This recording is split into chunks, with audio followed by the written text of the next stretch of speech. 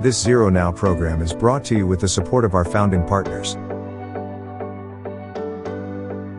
I'm just one person. Determined to bring us back to zero. I'm just one person. Determined to bring us back to zero. I am just one person. Determined to bring us back to zero. On mute. All right, folks, welcome to this month's ZeroNow sessions. And we will be discussing active shooter prevention, mental and cultural health approaches. The whole idea behind ZeroNow sessions is to serve as a forum to exchange big ideas and best practices for safer schools nationwide.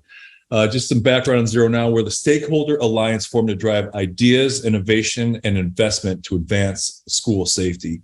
As a membership-based nonprofit, ZeroNow facilitates collaboration between industry, association, and education partners to foster new solutions to keep our schools safe and secure. Before we get started, I just want to recognize our sponsors and founding partners who made this program possible. Thank you to Access Communications, Additional Corporation, OmniAlert, Johnson Controls, IACLEA, the VTV Family Outreach Foundation, and NASPA, the Student Affairs Administrators in Higher Education, and Campus Safety Magazine and conferences. If you are interested in learning more about becoming a ZeroNow member, either as an individual or as an organization, visit zeronow.org. Now, before we introduce our special guest, please take a moment to respond to a poll we have here. Let's see here. If I could do this, let me go ahead and launch this. So if you just tell us basically what your job title or role in your organization is, just so we have an idea of who's on this session today. So I'll give you a second to go ahead and answer that. While you do that, I'm going to introduce our guest panelists. First, we have Bobby Kipper. Bobby is a founder of the National Center for Prevention and Community Violence and a Wall Street Journal and USA Today bestselling author with over 4 decades of experience in both the public and private sector. Bobby's journey began with a successful 26-year career with the Newport News, Virginia Police Department. Following his local law enforcement service, he served as the director of gang reduction program for the Office of the Attorney General of Virginia for 4 years. In 2009, Bobby founded the National Center for Prevention of Community Violence, which currently serves communities and schools across America in an effort to interrupt the process of violence through proven solutions. Welcome, Bobby. Glad you could be here with us. Thank you very much. I'm pleased to be here. Thank you. Next, Dr. Scott Geller. Scott is the director at the Center for Applied Behavior Systems at the Department of Psychology at Virginia Tech. Dr. Geller is a co-founder and senior partner of Safety Performance Solutions, Inc., a leading-edge training and consulting organization specializing in behavior-based safety since 1995.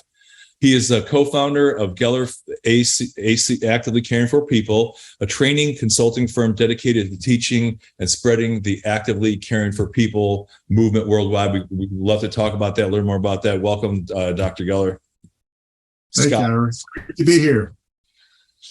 And Jonathan Kassa. Jonathan has been with us on prior sessions. We're glad that you're with us again, Jonathan. So Jonathan provides national thought leadership and expertise in campus public safety policy and practices.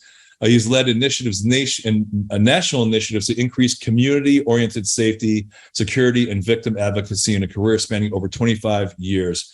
Jonathan is vice president for regulatory compliance at Margolis Healy, a professional services firm specializing in safety, security, and emergency preparedness.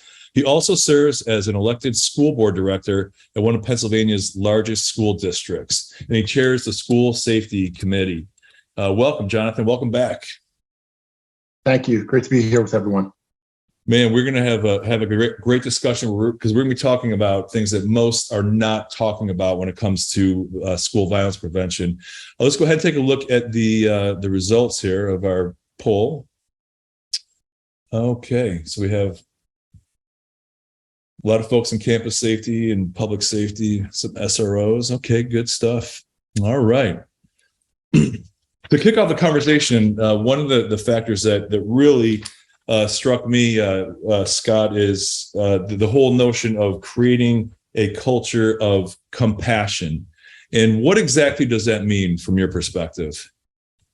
Well, Stephen Covey taught us that compassion is empathy in action. So you start with empathy, right? And boy, do we need more empathy in our culture these days. Just trying to see the situation from the other person's perspective, And anyway, when you have empathy, compassion is doing something about it, is action.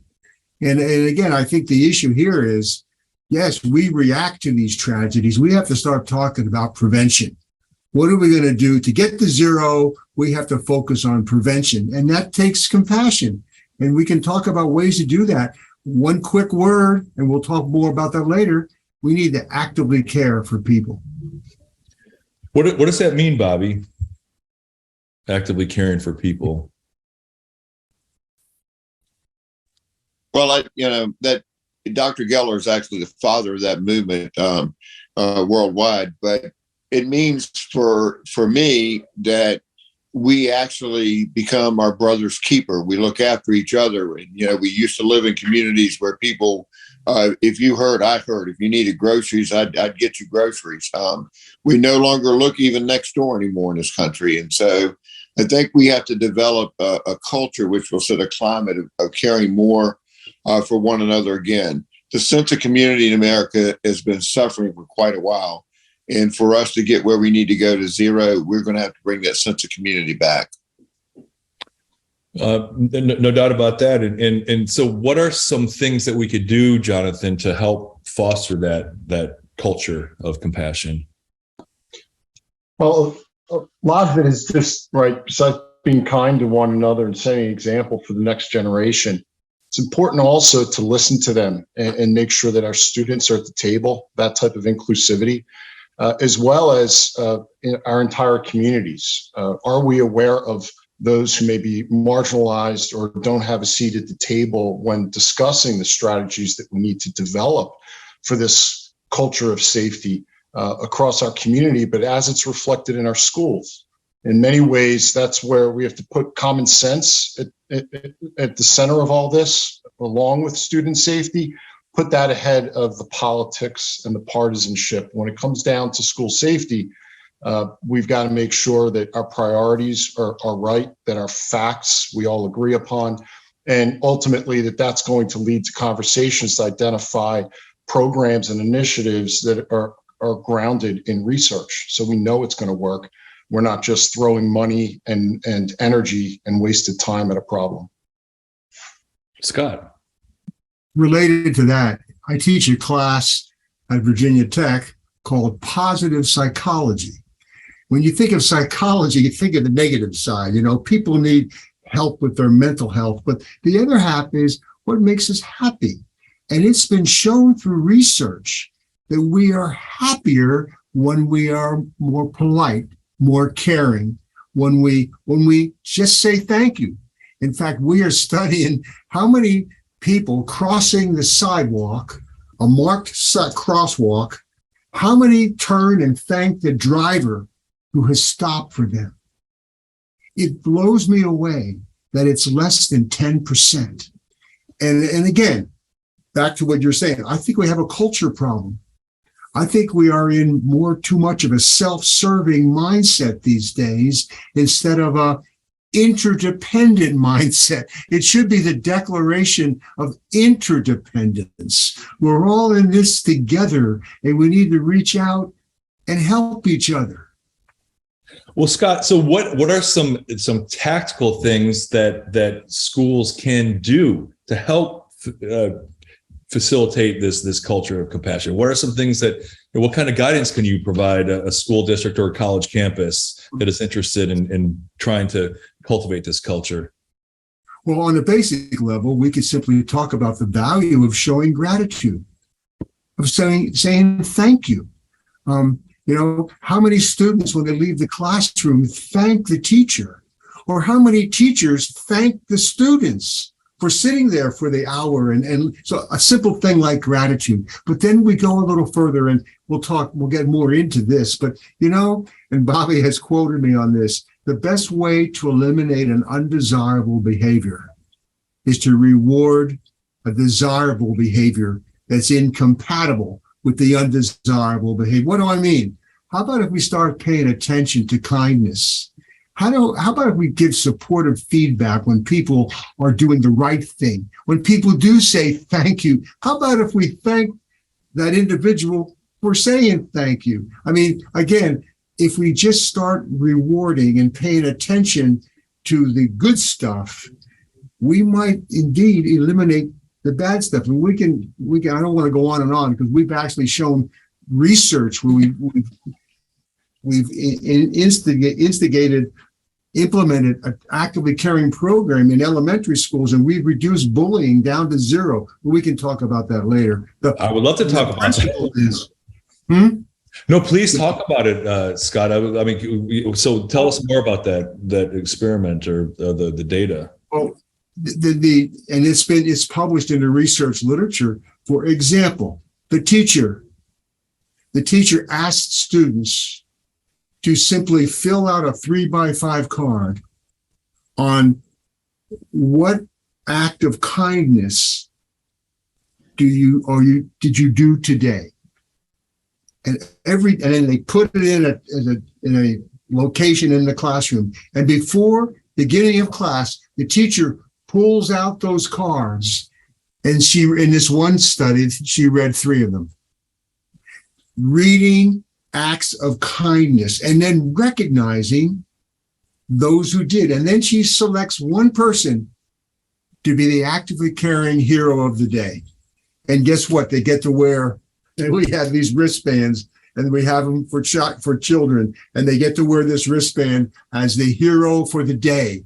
Again, it's about putting attention on caring, on acts of kindness. And by the way, they're not random acts of kindness, man. They are planned acts of kindness. Now, they might feel random to the recipient of the kindness, for sure, but we plan, and it's not easy. We have to talk about acts of kindness. What are those acts that we could do? And by one more quick point, I'm wearing a blue wristband. And police officers, and Bobby's been heading this effort, police officers wear blue wristbands. Imagine a police officer giving a citizen a blue wristband for an act of kindness he or she saw. And then, by the way, each wristband has its own identification number on it. And what we want people to do is go to the internet and report that act of kindness. We have a website for police officers, ac4ppolicing.org. And we have for citizens, just ac4p.org. Report that act of kindness. It's about time we spread positive gossip for a change instead of the negative stuff we see on the internet. In fact, one final point. I think we'll all agree that the internet is what has been causing a lot of this self-serving win-lose mindset or culture. Do you think that they're, talking about the internet, do you think that part of our culture over the last decade has really moved more inward, focused towards oneself? I've mentioned this before. You go to Instagram, almost all the photos on Instagram are selfies. It's me. This is me doing this. It's me enjoying dinner, me doing whatever, versus being outward focused, helping others, being involved in organizations that's not so inward focused.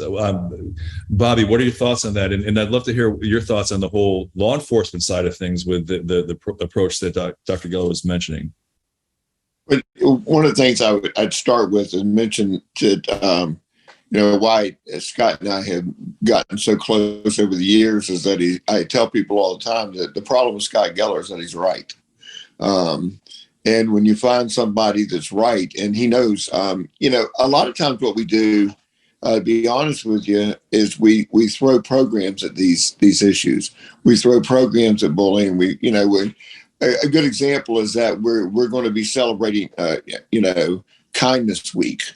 Why do we celebrate a week of kindness? Why don't we try to institutionalize the way we operate the organization to focus on kindness as part of the fabric of the organization, whether it be schools, whether it be companies, whether it be communities or whatever. I think what we have to do is we have to be more strategic and less programmatic about what we do. in dealing with these issues. The internet has set up a whole nother platform. And the problem with the internet is that it's almost impossible to police it because, we've got the First Amendment argument that they, in of course, my opinion, not politically, but they try to take that into a direction that has really taken us down some very, very, very dark areas. And I think it's just unfortunate that we have a hard time policing it. And police departments have a hard time dealing with internet cybercrime and things of that nature. We're catching up.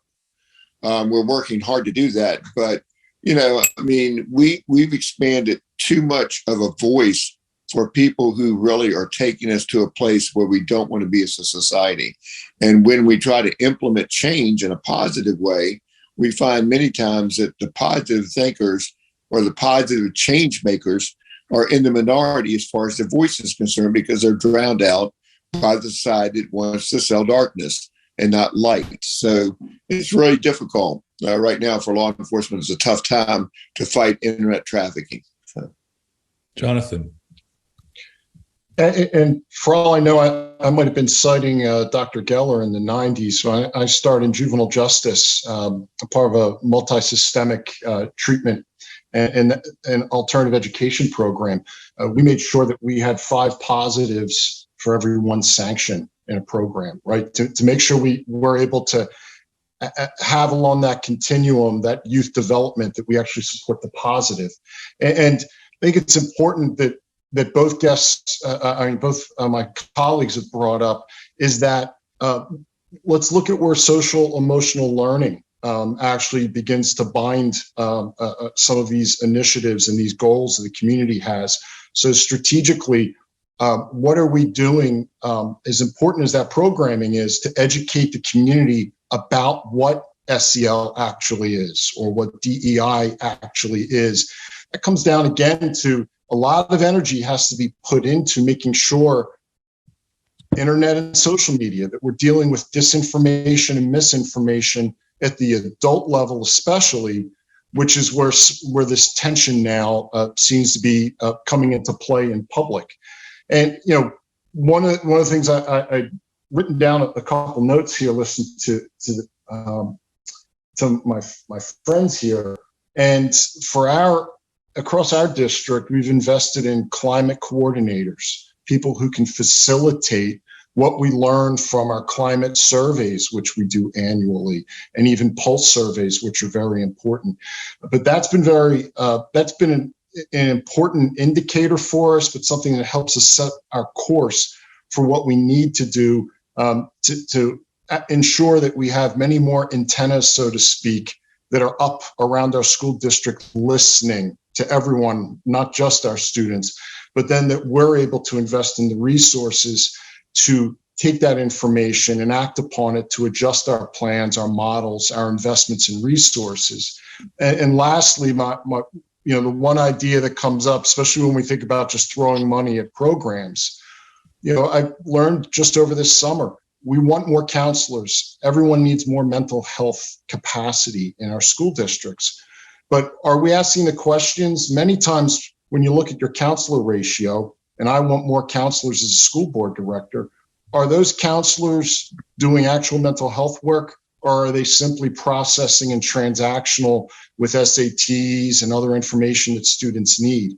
Are we looking maybe at contractors or other specialists who are better able to provide the services that we're looking for? So I think it's really important for our decision makers and our administrators to go one step further in asking questions about what our investments are really getting. Scott. Let me add just a few points. One, about the internet. Dale Carnegie wrote a book years ago, How to Win Friends and Influence People. And one of the points of his book is we all like to feel important. And it's true, right? We all like to, and the internet has given individuals a way of feeling important, self-importance, rather than interdependence importance. And I think we've lost this need for social connections. And another word I want to introduce, and I just mentioned this to Bobby earlier, is the word of emotional intelligence. We talk about IQ and SATs and so forth and so on. I mean, yeah, that has some influence, but more powerful is EQ, emotional intelligence, being able to control our emotions and understand the emotions of others. And of course, that takes empathy. We're back to empathy. And then we're back to compassion again when we do something to help someone improve their emotions. Now, we always hear when it comes to, school violence and school gun violence, the debate seems to be binary between banning firearms or focusing on mental health.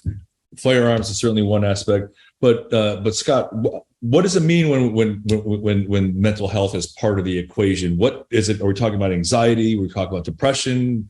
What exactly are we talking about? Well, I mean, the word mental health is so broad. I was raised as a behaviorist. I believe we have to act people into thinking better because that's what I can see. That's what I can work with. I mean, it takes a clinical psychologist and one-on-one therapy to get into talking about the mind and what are you thinking. But I can watch behavior. And if I give people the rationale for why they're doing, not only reward the behavior, but thank them and explain why that behavior is setting the right example for others, now I'll get them thinking. So you can act people into thinking differently, and you can think people into acting differently. Both of them work, but focusing on behavior is more efficient. And it's something that we can all do. See what people do and give supportive feedback when they're doing the right thing. And with that feedback, add some gratitude. Definitely. And before I forget, we're getting close to the halfway point, and I want to remind the participants, if you have a question for our panelists, please press the Q&A button in the bottom of your interface. I think at the bottom or the top of your interface, depending on what tool you're using. But we'll start taking some questions in a little bit. We have some questions that came in from registrants as well. So I just wanted to remind you, I forgot to mention at the beginning of the program. So let's Bobby, I'll direct this to you, and I'm sure you all have thoughts on this. I mean, so what role? Let's go back to the whole cultural thing, because clearly, this discussion is about prevention, right? We want to prevent. This is not about responding to an incident. The goal here is to prevent something from happening, someone from acting out and intervening and providing help if they get to that point. But obviously, as Scott has mentioned, and Bobby and Jonathan, we can help build a culture that helps prevent that from an early age. But so what role does glamorizing gun violence in movies play when influencing behavior? I mean, we all, there's video games, first person shooting games, violent gun violence in movies that glamorizes it. But does that have any sort of impact on the behavior of students? Sure, I believe it does. I mean, we hear all these arguments, and you and mine, I raised 3 kids, and even one time my son told me, he said, "Dad, video games, they don't cause people to be violent, and just like movies don't, and TV, music.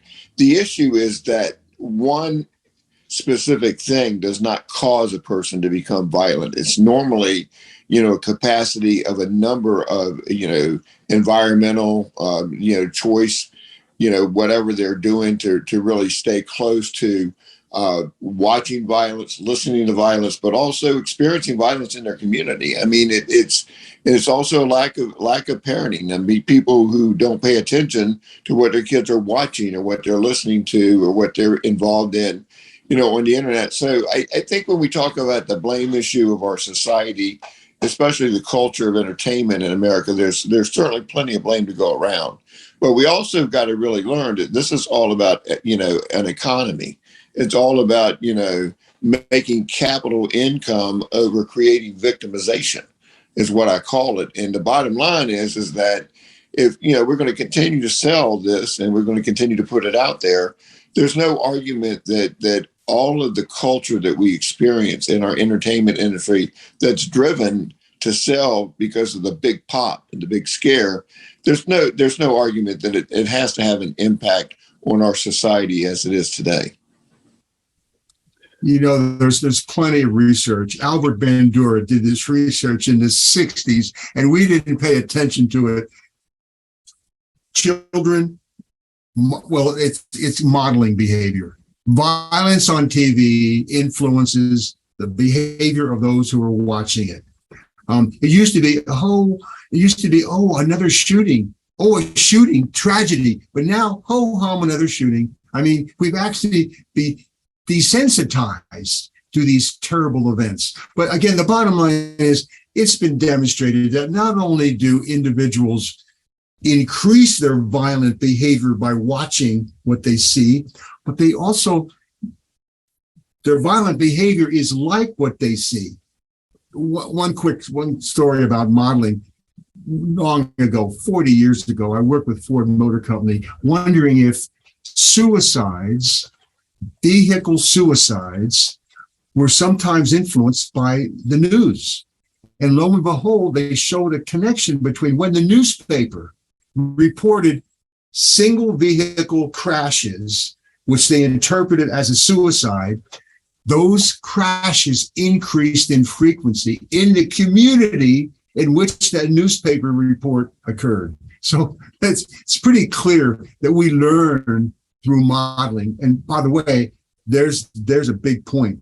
Set the right example, teachers. Set the right example, parents. I mean, the example that we set, we are influencing the behavior of others, as well as the internet, of course. It's hard to compete with the internet. Well, one of your points earlier, Scott, about the need for connections with others, right? Would you say that copycat behavior, because we're seeing that with active assailant, active shooter situations now, perhaps the individual, the perpetrator, feels a sense of connection with the others that have done that. That's their surrogate network, of their social network, if you will, because they're isolated individually, and they feel that connection to others that are doing such acts like that. I mean, would that be considered a valid point? Yes, and it gets right back to feeling a sense of importance, does it not? Now, here at Virginia Tech, by the way, we never mentioned the name of the shooter. We never. In fact, we claim that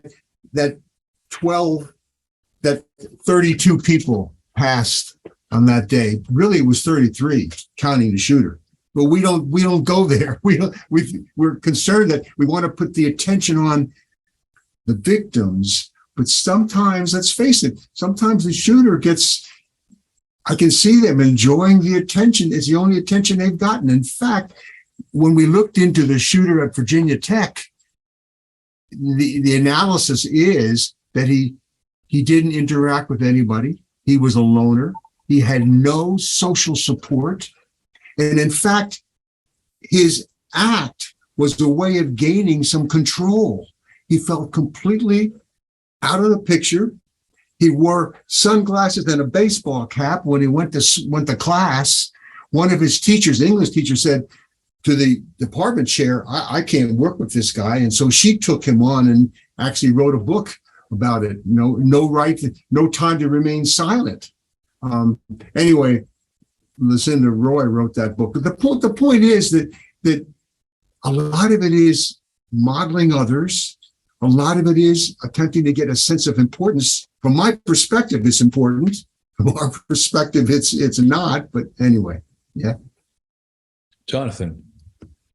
And that programming as well, one of the first investments we made as a school board 5 years ago was to put those climate counselors at the elementary level. Now we have them across the district. But then also the positive behavioral intervention supports, which takes time to implement. Talk about a culture change and the buy-in from the staff.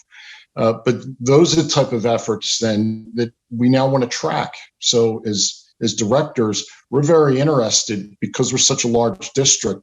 There are those feeder schools from the elementaries that have a PBIS, and there are those that don't. And we want to match up longitudinally to see the type of behaviors that we have at our middle schools then that are being fed into. That's still a work in progress, but that's the type of, it's a different type of situational awareness for those of us in leadership positions or safety and security positions in school districts to look at the data, the programs, and then also, right, it's layered. Anything that we do, whether it's a differential response, we want this within a holistic ecosystem that reflects what the community goals are.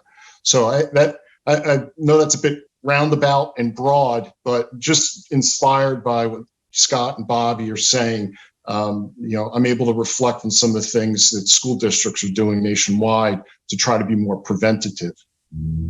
And that's the goal here. That is the whole point of ZeroNow is having these conversations, taking action on doing those things that can get us to zero harm. Bobby, I've got a question for you. So we're talking about potential behaviors. What are some ways that schools can identify potential at-risk students? Are there any red flags, things that schools should be looking out for? And I'll let each of you jump in on this. I'm sure you all have thoughts on it. Sure.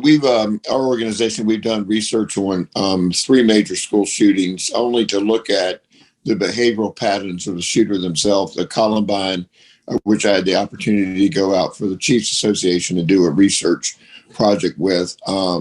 Also Parkland, and then the latest one, Uvalde.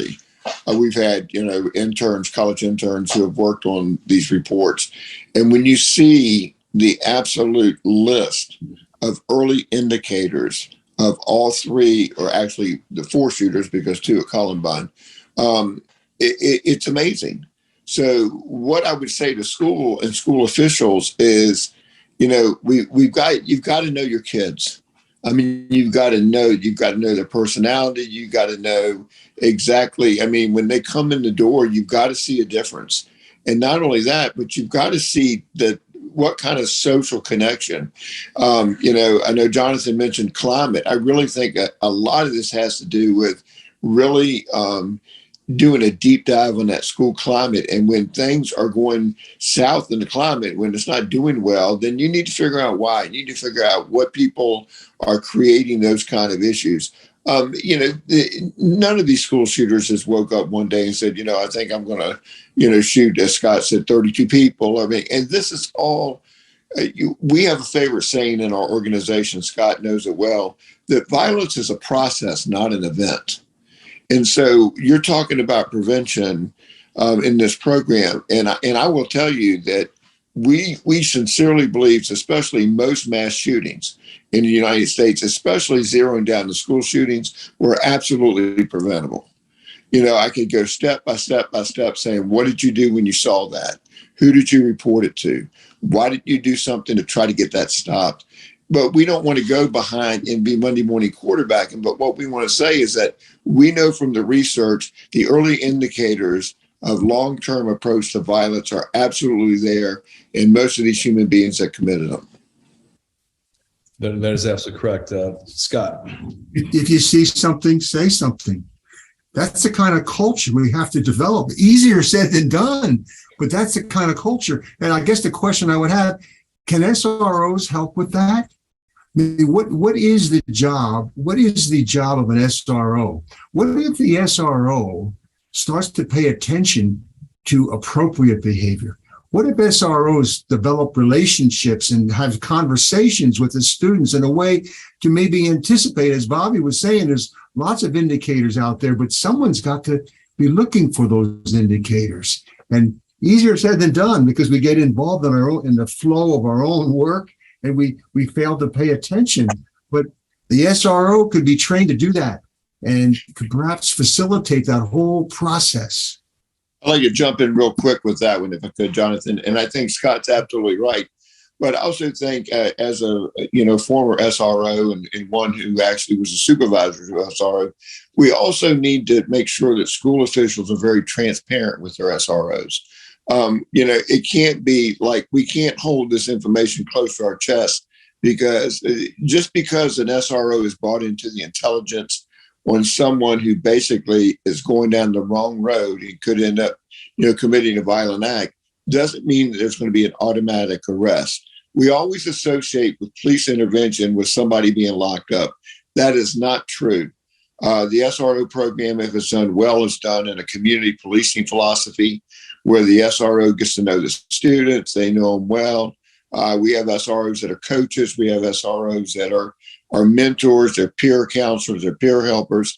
I mean, they serve a lot of capacity. So I think from the school situation to the law enforcement situation, including the court services and every other aspect, we have to be more transparent about these people in our community that have the process to create significant problems if we don't pay attention to it.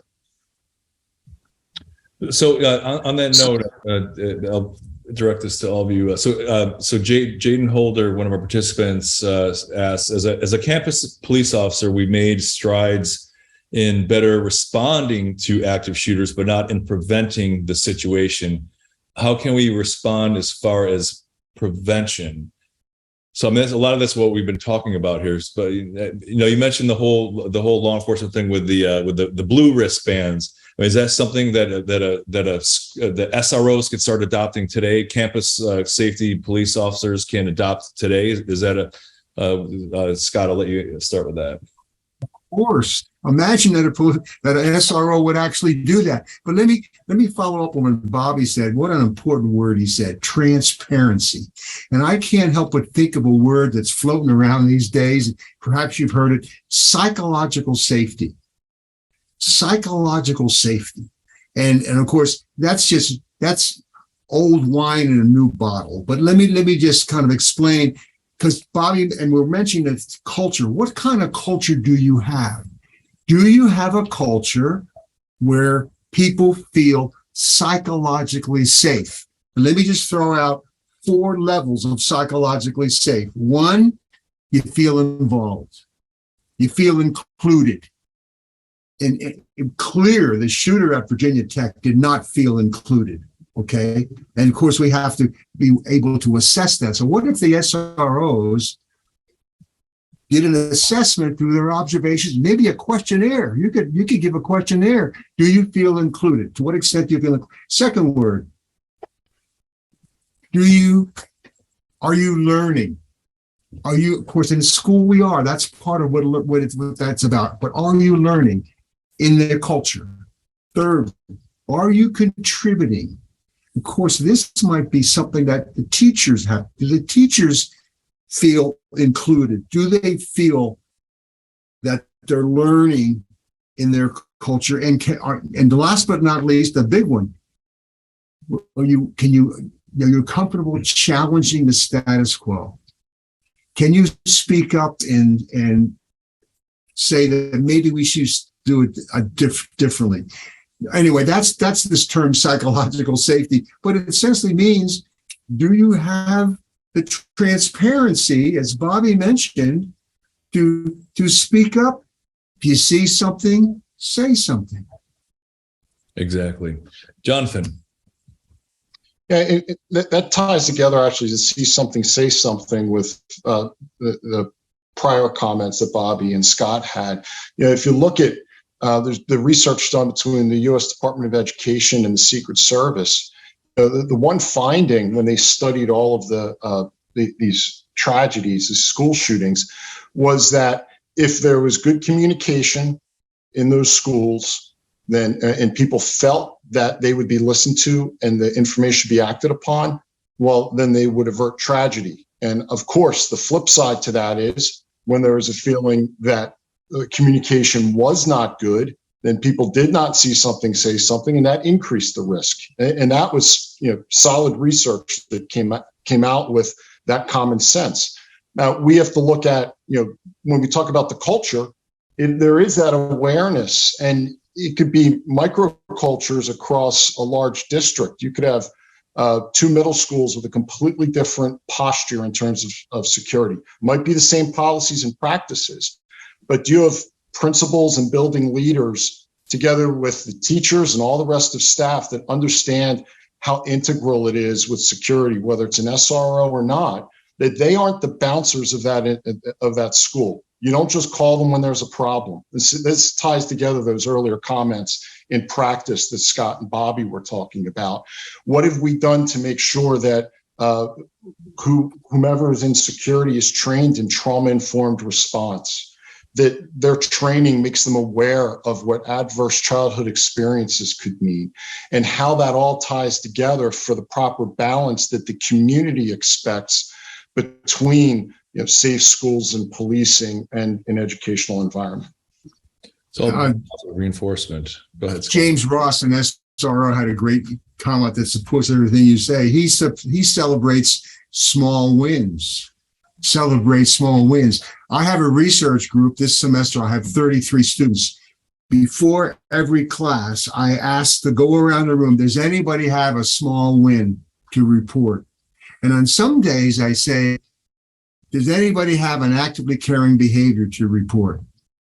What actively caring behavior have you emitted, performed, or have you received? And imagine doing that before every class in school, asking the students to go around and just report something, some act of kindness that they saw or that they received. Imagine, again, it's back to putting the attention on the good stuff.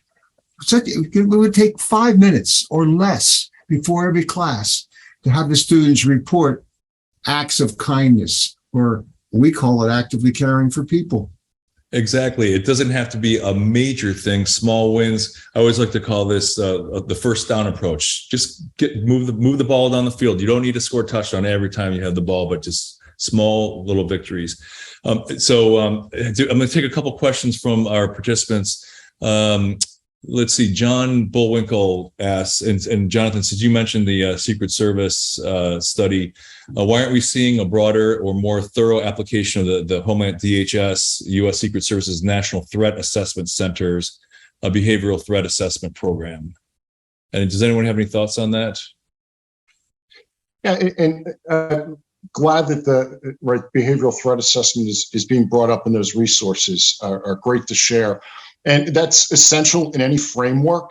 And we're talking about the prevention aspect. And the key, though, with behavioral threat assessment, and once again, this is an evidence-based, proven, and effective model when it's implemented correctly.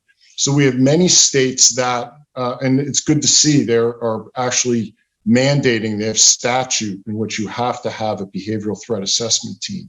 What we need to, as citizens, school taxpayers, people who want to see safe schools, we have to go a bit further and understand the models that are being implemented. What type of efficacy? Is this a paper tiger that we have with policies and programs and high-end consultants who will come and give you these models? But what's happening on a daily basis from the school superintendent all the way down to the janitor that fits into a holistic model in which BTA is just one more variable that a school district and community is using to reduce its risks. But I'm always a proponent of asking, how often do people meet? What's the budget for training? Though there might be mandates, how do we ensure that there's not a paper tiger? I'll come back to Bobby and Scott's point, transparency. Bobby, thoughts on John's question about the thorough application of GHS's and the Secret Service's National Threat Assessment Center Behavioral Threat Assessment Program? Oh, you lost? No. Oh, no. Okay, well, we will come back to you. If you log back into the your iPhone, we'll try that again. You might want to restart it. Okay, let's take a few more questions here from our participants while Bobby's getting reconnected here. So Joe Samaha asks, hey, Joe, let's see. Joe says, mass violence typically is perpetuated by young males who might feel like they don't have anything else to lose. In your opinion, do you believe that prevention might include dismantling the stigma that men don't need mental health support or access to services? Scott, I mean, this is probably more up your alley. Is there a stigma, cultural stigma that, yeah, I'm a man, I'm fine, I don't need mental health assistance? I don't necessarily think there's a gender effect. I mean, I think generally people think we're fine. Now, it has been shown that women do have more empathy than men. True. And maybe a real man doesn't have mental issues. I mean, I can see where we don't want to own up to having any problem, mental or whatever. I can do this. Can I help you? No, I can do it myself. Again, we're into this self-serving, I can do it myself culture of independence rather than interdependence. And again, it goes right down to transparency. It gets right around to speaking up, and it gets back to psychological safety, feeling comfortable, asking for help, and I think there is maybe a man thing here. Men don't ask for help, I can do it myself. And yeah, and by the way, in a school system, teachers can set the right example for that. Teachers can set, wow, and I need to say this, and I am so grateful for teachers in elementary schools, all schools, man.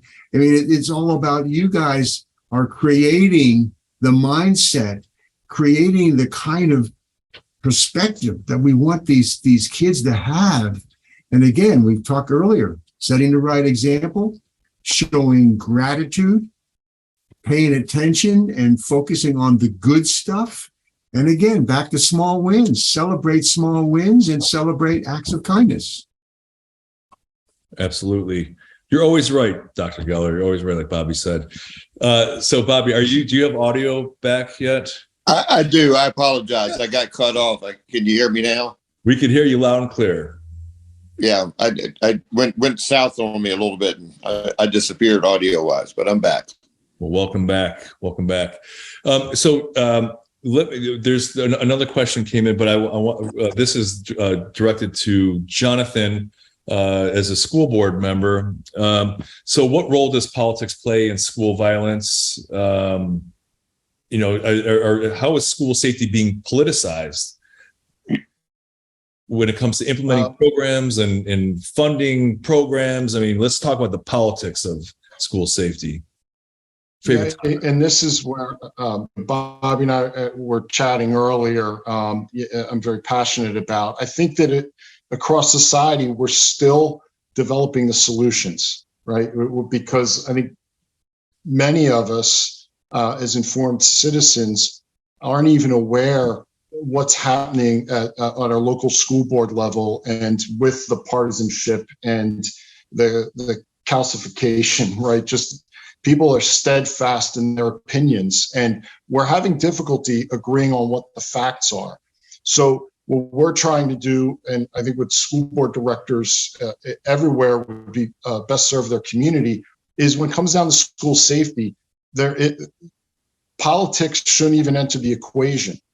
And yet we have to be aware of the optics. One of the initiatives that our school district has, I'm also a subject matter expert in the Clery Act in higher education. So I'm a firm believer, I was executive director of Clery Center, that data and communication and transparency, that equals accountability. And so we're trying to advance that. I've teamed up with Max Schachter and Safe Schools for Alex. They have phenomenal school incident reporting dashboards. But we have to be very careful with that double-edged sword. You're going to put that information out there, it's going to be picked up, and someone's going to wield a weapon and attack you politically for the transparent data that is out there. And there's a fine line between asking questions, and it's the beauty of our political system that we can be challenged. But there's a certain point then that this could morph into misinformation, disinformation, taking every opportunity when you're sharing numbers about bullying, about fights in schools, all types of data. And then someone may look to the school district right next door and say, well, they've got zeros. We're in a very dangerous school district. Maybe we need to change who's running this school district. Now, that's life. That's what elections are about. But if we're not aware of those pitfalls, I think that there is an absolute lack of bravery for those who do know. And most of it is probably just ignorance that most school board directors they're on cruise control and think that everything's just fine, but they're not demanding enough of the data to understand what the reality and the perception is of safety in their schools. So how do you address the fact that human nature, let's go back to behavior. We are reactive by nature. I know every school board, every college campus, safety is our number one priority. But is it? Yeah.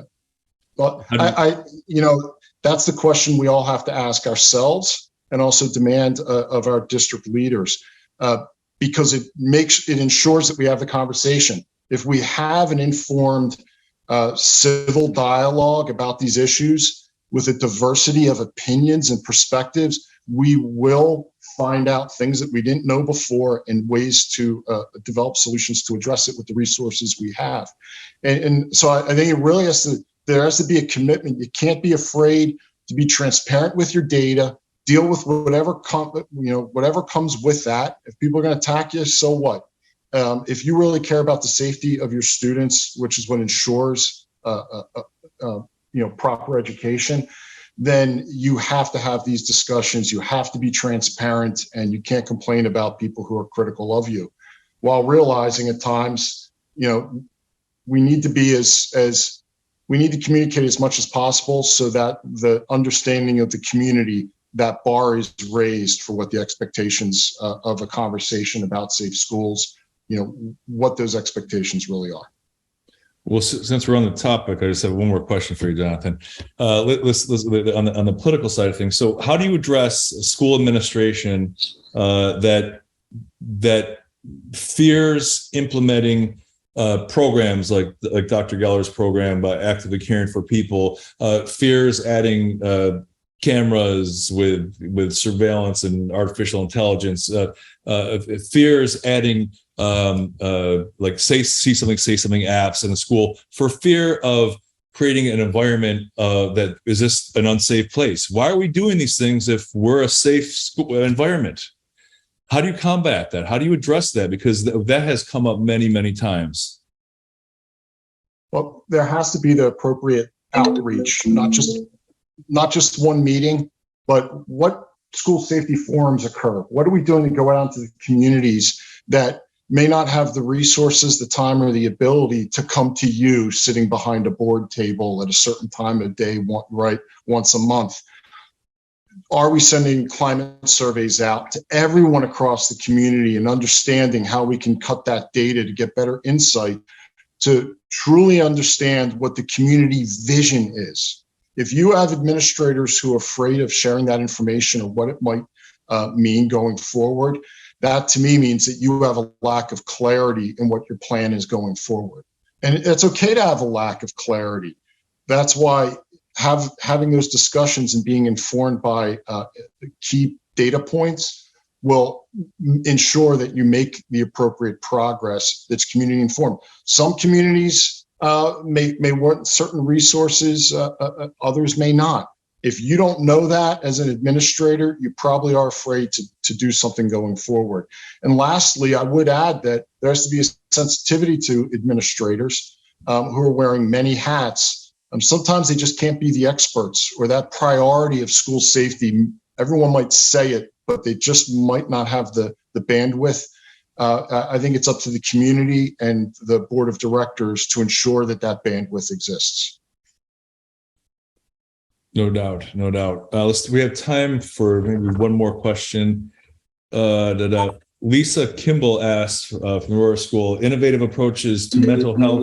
Oh, sorry, I did not put my do not disturb on, so I'm getting calls here. So Lisa Kimball asks, hey Lisa, innovative approaches to mental health and cultural aspects of school violence prevention for children with disabilities. Is there an element of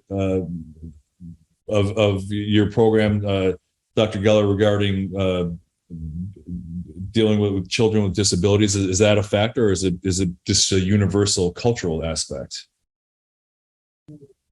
We've not delved that deeply into it, but let's face it, regardless of a disability, you can still talk about positive stuff. You can still talk about acts of kindness. And incidentally, safety is not a priority. priorities get shifted depending upon the situation. Safety and human welfare is a value with this all the time. Quick story. I've been working in the safety field for almost 50 years. Traveling around the world, I've written at least 8 books focused on safety. My first book was The Psychology of Safety, published in 1996. But let me tell you, no one at this university has ever contacted me to talk to our university about safety. You're never a prophet in your own land. You have to go someplace else. And I sometimes wonder if again, is that lack of transparency? Is that lack of awareness? Sometimes I think we're all in our own little silos, doing our own thing, and we're not thinking beyond our silo. And again, it gets back to what we've been saying. We need to open up and be more transparent, be more observant, and be more actively caring beyond our silos. Amen. And okay, one last question. This is a question that I'm asking based on our discussion now. This is for Bobby. It looks like we're talking about, influencing culture and behavior, positively reinforcing behaviors. And typically when law enforcement, SRO, campus safety official enters a room, okay, what do we do wrong? It's the automatic negative connotation. So what are some things that schools can do, SROs, I know we talked about this a little bit earlier, can do to positively reinforce behaviors at a school or at a campus with their student community and help build trust and build their relationship? Well, I think one of the things that we can do is we can come together between the school community, the teachers, administrators, and support staff, and really all make a pledge toward the climate itself of the school. And I think we can start with that, where, whether it's celebrating the act of kindness. I mean, I think that if schools would embrace, and our organization is set to try to work with schools to embrace actively caring as a model of behavior within the school itself. We have applications about how we can introduce that into schools. That would go a long way, because people, from the kindergarten all the way through would learn the basis for what behavior. One thing I would say is that we have to believe that the misbehavior and what we see, the bullying, these are all, as Scott said, these are safety issues, but they're also human rights issues. I mean, safety is one of the number one roles, of a community, a government, and it has to be there. So I think schools have to embrace the fact that, they may not feel it's their job, but it absolutely is their job to make sure that that students feel safe, they feel connected. And, the last thing I would say is we also have got to stop, using law enforcement and the officials that have to come in the midst of these tragedies and these tough situations as a scapegoat. I've said this a long time, and I'll continue to say it. I think we need to move away from using, instead of the word police, maybe we need to start talking more about public safety, because that's what it is. It's public safety, and that's everyone's responsibility. And schools are basically a custodial environment. Students are not there simply because they want to be there. They're there because they have to be there. So there's a responsibility, and a civil responsibility and liability that all adults have when they have the care of children in their custody. So we need to all emphasize how important that child being assessed, and we got to start with that. Definitely. Final thoughts. We'll Jonathan, any final thoughts, words of wisdom for our participants before we wrap things up? We only have about a minute or so left, so just I'd like to share with everyone, I'm sure this will be out in the resource guide. UCLA has an excellent education and mental health resources, like a listserv. And so please, everyone, check that out. That's where I go to learn. There's a lot of resources that they aggregate. Please check that out when you get the resource guide. Thank you for having me. Thank you, Jonathan. Much appreciated. Scott, final thoughts, words of wisdom for. Let me just add to thank you all. I mean, it's this knowledge, and by the way, what we've been saying is research. It's not common sense. It's good if it feels like common sense, but if you go to Geller AC4P, GellerAC4P.com or .org, there are a number of books there. In fact, there's one written for schools. Actively Caring in Schools, which really lists some of the stuff we've been talking here today, puts some of that in practice. And based on research, and again, references the work that has been successful. Let me say something too. When we implemented that program where the kids were focusing on kindness, we demonstrated an increase in their self-esteem. That is, we gave them self-esteem measures before and after implementing this process. And there was a significant increase in self-esteem when they got involved in actively caring for others. Amazing. Such a simple concept. Let's do it. Let's do it.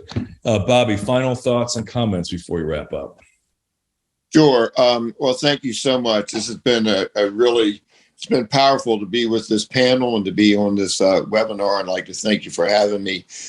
We are set and we are prepared to bring actively caring. Dr. Geller has been gracious enough to let us be sort of have the platform to go into schools and police departments across the country. And if anyone is interested in institutionalizing actively caring in your school or in your police department, they feel free to contact me. My name's on the screen, but it's Bobby Kipper at solve, SOLVE, violence.com. Bobby Kipper at solveviolence.com. And we would get back to you and make sure that you have all the information you need to make sure that your community becomes an actively caring community.